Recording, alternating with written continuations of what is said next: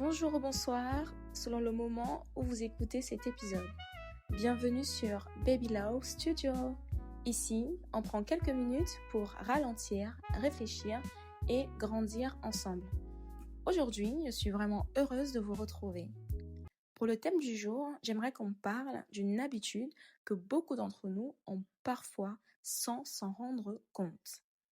Pourquoi avons-nous tendance à nous comparer aux autres ? On peut le voir aujourd'hui à travers les réseaux sociaux, notre entourage, nos collègues, parfois même des inconnus. Il suffit de quelques secondes pour avoir l'impression que tout le monde avance plus vite que nous. On regarde une réussite, un couple heureux, une belle maison, un nouveau travail, et sans le vouloir, on commence à remettre notre propre vie en question. Pourtant, ce que l'on compare est rarement comparable. On voit les résultats des autres, mais on ne voit presque jamais leurs doutes, leurs sacrifices, leurs échecs ou leurs moments de solitude. Le psychologue Léon Festinger, connu pour sa théorie de la comparaison sociale, expliquait déjà dans les années 1950 que nous avons naturellement tendance à nous évaluer en nous comparant aux autres. C'est un mécanisme humain. Mais lorsque cette comparaison devient permanente, elle finit par voler notre paix intérieure.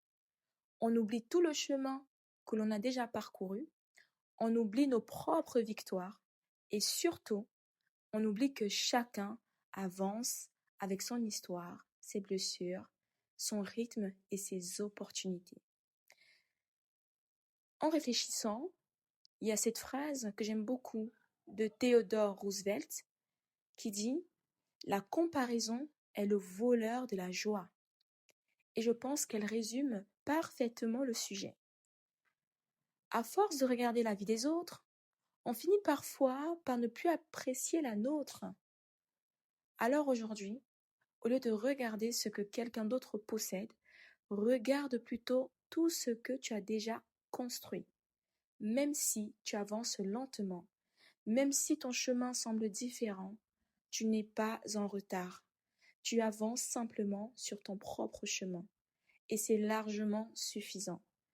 Merci d'avoir partagé quelques minutes avec moi.